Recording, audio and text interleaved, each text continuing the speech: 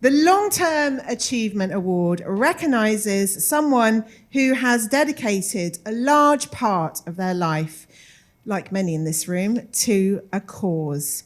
We traditionally ask last year's Long-Term Achievement Award winner to introduce this year's winner. Peter Tatchell can't physically be here tonight, last year's winner, but he still wanted to do the honours. There are many different ways to campaign. You need to cut your cloth to suit the situation. I guess many people see me as an outsider, someone who gets results through direct action protest, someone who's inclined to poke the hornet's nest of those who abuse their power. This year's winner spent many years working within the system that she is trying to change. She'd spent her entire career working with children and young people and knew something was fundamentally wrong. Mind-blowing as it might seem, children with parents who go to prison are not identified. This means they're rarely supported and sometimes even left alone with no one to care for them. In 2014, she set up a new organisation, literally from her kitchen table, to change all of that. Children are being bullied for having a parent in prison, or their plight is just being ignored.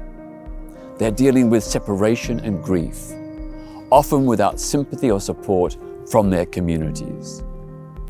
Trauma that they need to talk about is being buried.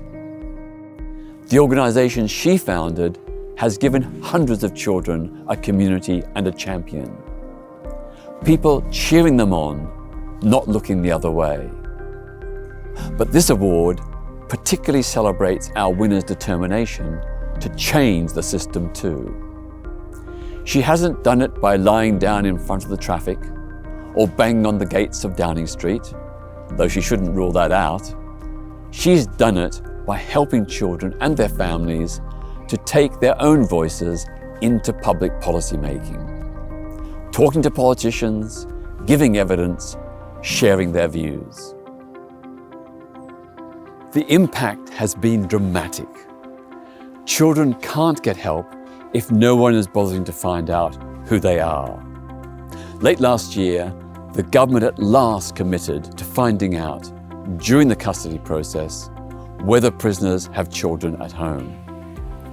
Our winner recognises that commitment to change, as well as support, is important.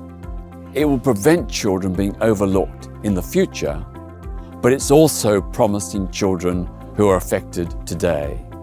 It promises them that their voices and their experience are important, that they are worth listening to, and that when they work with others, they have power, even when they might feel most powerless.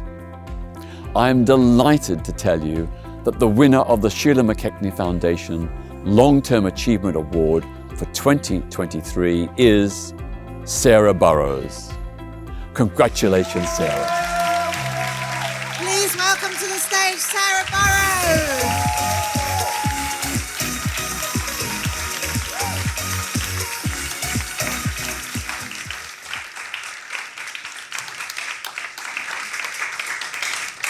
Sarah, congratulations on this award. I can already see what it means to you. Thank you so much for the work that you've done.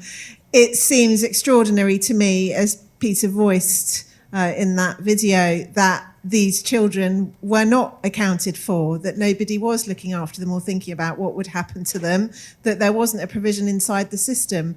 Why did you first decide to do this work and try to do something outside the system?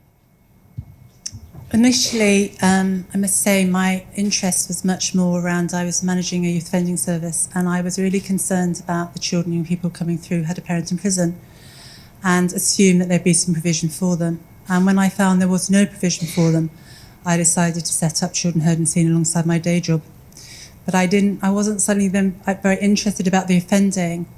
I realised the shame and the stigma that these children were experiencing, how they were isolated and bullied. I just couldn't believe it, and there wasn't any interventions and support for them.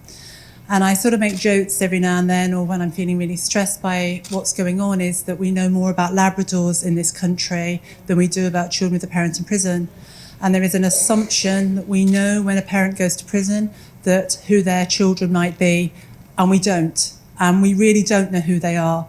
And there still is this assumption that we know who they are, but we don't. I mean, last year, in 1 month alone, I think we had 5 lots of children from one family. 5 different families of children getting up, going to school, pretending to school that they had a parent at home, and they didn't. They were going off every day. Now, this has continued. Now, we have done an innovative partnership with Thames Valley Violence Reduction Unit in terms of collecting the data in the Thames Valley area, and they do initial door knocking when the data that Peter talked about is identified. But there are still hundreds and thousands of children in this country that we do not know who they are. And they are living on their own, some of them at home. And the ones that aren't, I can't tell you the shame, the stigma. You know, we've had children, I'll go on for ages and I'll stop a minute, but literally concrete blocks through the window, feces through the door, seeing their mothers beaten up, them beaten up. If my father did this, I would kill myself. You know, they are, you know, it's almost biblical, like the sins of the father. It's so, so wrong. And we're in 2023 and these children are really suffering. And if I could just ask you, just go at home and say to your friends and your family, what do you think happens when a parent goes to prison? And they'll think that social services come and support, and they really don't. They don't. They might if the father or the mother has committed a sex offence, but they're more interested, has that child been sexually abused themselves? No, they haven't, and swoop out again. And that's it. There isn't the support services for these children. And we've set up a lived experience for adults with a parent in prison, in fact, at Westminster. And we had 20 adults, and to say that I think only 3 of them would actually happily be identified. They're professionals, but they're not. There's still that shame and that stigma, and they're worried about their careers of saying about it. It's wrong. It's wrong. Thank you so much, Sarah Burrows.